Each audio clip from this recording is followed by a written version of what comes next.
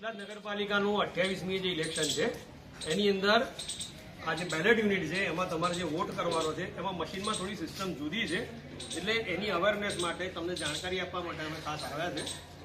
આ જે છે બેલેટ યુનિટમાં એની અંદર સૌથી પહેલા સિરિયલ નંબર છે, એના પછી ABCD જે લખેલું છે આ સેમ્પલ છે બેલેટ પેપર. તમે જ્યારે બૂથમાં જશો વોટ આપવા એ વખતે ઉમેદવારનું નામ હશે, એની બાજુમાં એનું નિશાન હશે. તો દરેક ઉમેદવારના નામ અને નિશાન અહીંયા આગળ સિરિયલમાં 1 થી 14 નંબર સુધી છે.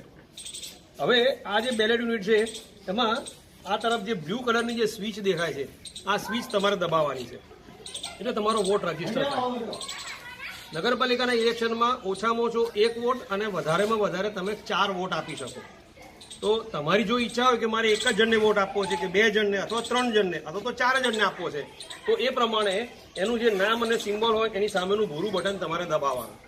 જ્યારે તમે ભૂરું બટન દબાવશો એ વખતે અહીંયા બાજુમાં એક રેડ લેમ્પ છે એ ઓન થશે તમારે. તો અહીંયા હું સૌથી પહેલાં એક સેમ્પલ વોટ નાખું છું કે 1 નંબર પરનું જો બટન દબાવું છું તો અહીંયા રેડ લાઇટ આવે છે, લાલ લાઇટ. આ ચેક કરી લેવાની, લાલ લાઇટ આવે પછી જ નેક્સ્ટ બટન પર તમારે જવાનું. પછી ધારો કે મારે 5 નંબરને વોટ આપવો છે તો હું 5 નંબરનું બટન દબાવું છું તો અહીંયા રેડ લાઇટ આવે છે.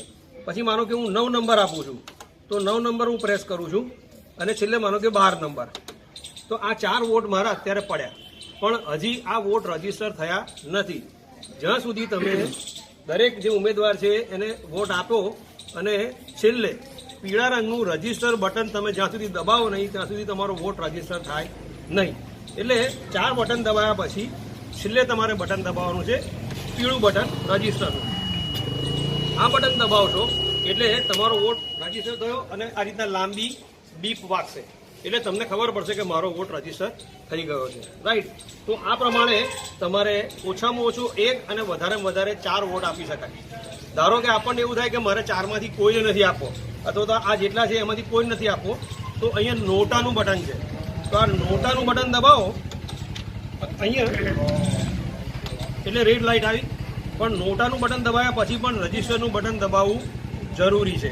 તો હું રજીસ્ટર બટન દબાવું છું તો ફરી પાછી બીપ વાગી છે. નોટા દબાવ્યા પછી તમે કોઈ પણ ભૂરી સ્વિચ દબાવશો તો કોઈ પણ જગ્યાએ તમે વોટ આપી શકશો નહીં, કારણ કે તમે નોટા એટલે મારે કોઈને વોટ નથી આપવો એવું સિલેક્ટ કર્યું છે. બરાબર. હવે માનો કે મારે કોઈ પણ 4 ને બદલે 2 જણને વોટ આપવા છે તો હું કોઈ પણ 2 જણને વોટ આપું છું, પછી મારે નથી આપવો, દેટ્સ ફાઇન. તો 2 સિલેક્ટ કર્યા પછી રજીસ્ટર તો છેલ્લે દબાવવાનું, તો જ તમારો વોટ રજીસ્ટર થાય. રાઈટ. બીજી એક વસ્તુ એવી છે કે માનો કે મેં 4 બટન દબાયા છે અને પછી મને એવું થયું કે મારથી આ બટન ખોટું દબાઈ ગયું છે, ભૂલથી મારે આને નહોતો આપવાનો, એની ઉપરવાળું બટન દબાવવાનું હતું. તો જે બટન તમે ભૂલથી દબાવ્યું છે એ બટન તમે ફરી વખત દબાવો એટલે લાઇટ બંધ થઈ જશે. બરાબર. એટલે એ કેન્સલ થઈ ગયું અને મારે એની ઉપરનું દબાવવું છે તો હું આને વોટ આપું છું, તો ફરી પાછા 4 થઈ ગયા થઈ. પણ માનો કે તમે ભૂલથી 4 ને બદલે 5 બટન દબાવો, માનો કે આ 5મું દબાવવા જઈશ તો એ 5મું બટન દબાશે નહીં, કારણ કે મેક્સિમમ કેટલા અપાય? 4 વોટ અપાય.